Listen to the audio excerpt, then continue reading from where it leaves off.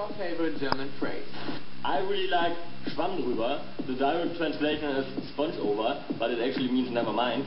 And really useful is also zeig mir deine Pflaume. We asked our friends from the world of music for some of their top phrasebook tips, and we asked them to keep it clean. I did German for like a year at school. My German's pretty bad. The only German word I know is Guten Tag. 1, 2, 3. Das ist eine Spielerei. Da sind viele Leute in das Zimmer, ja? Pass auf. I think that's look out. Schlagsahne, whipped cream, is that how you say it? That's like a really random one to know. If you see a girl, you should say du bist hübsch, and that means you are pretty. So that's a good one for guys to know.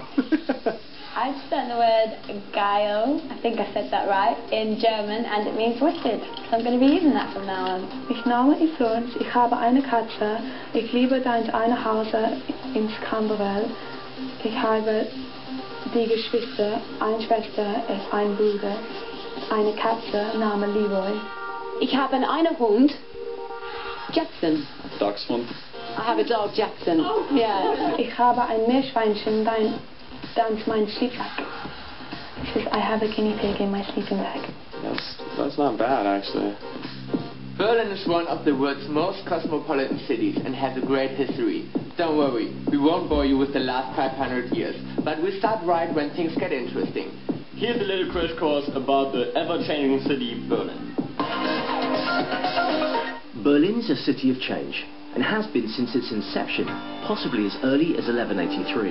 After the end of the Second World War, the city was divided. The Allies split Berlin into sections, with the Western powers taking the west of the city, and the Soviets taking East Berlin. Tensions between the Western and Eastern superpowers increased during the early part of the Cold War, climaxing in the construction of the Berlin Wall in 1961. The wall effectively cut the city in half, and severely restricted the movement of those in East Berlin. Over 100,000 Berliners tried to escape the oppressive communist regime in the East, and hundreds of them were killed as a result. Superstar DJ Paul van Dyk grew up in communist East Berlin. So we're in East Berlin now. This is my old neighborhood. It's called Berlin Friedrichshain. We lived in a pretty similar house to this. Obviously with a difference, we didn't have any graffiti because we didn't have any spray. By contrast, in the affluent West, a lack of spray paint wasn't a problem, and the west side of the dividing wall became an outlet for artistic statements about the separation of the city and the Cold War tensions it represented. This is my school. I learned to play the triangle. My musical education here in the school obviously was very theoretical because we didn't have any instruments, so the only way for us to really...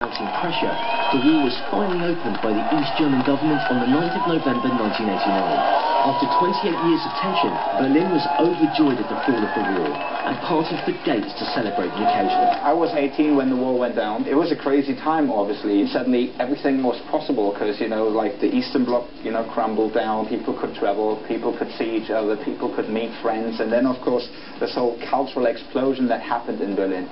Amazing. By 1990, Germany had been reunified, and in the last 20 years, its capital, Berlin, has become one of Europe's coolest cities. The anything-goes atmosphere has attracted artists and creative people from all over the world.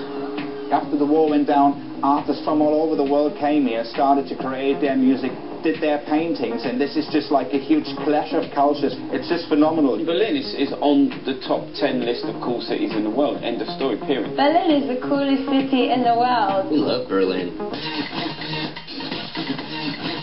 Berlin's a beautiful town. I like it a lot. It's modern, but it has a lot of history behind it. I like to think of it as kind of being the center of a lot of what's going on in Europe. Over here, we are Berliners. And even if you come from somewhere else, and you live here, and you're a cool person, you become a Berliner instantly. You get the impression that you can be as unique as you want in Berlin, and it would be acceptable. Berlin as a city has great shops. There's lots of pretty stuff to look at, and I like to come here. It's a great place. You've got great bars. It's a fun vibe. I don't think they really closed the bars out there. I just think they keep it going. So there you have it. Change is a part of Berlin's DNA. We'll have to wait and see what's next for this dynamic city. 16 years ago, MTV decided that Europe deserved its very own award show, and the first city chosen was Berlin. It was an awesome first show right outside the legendary Brandenburg Gate.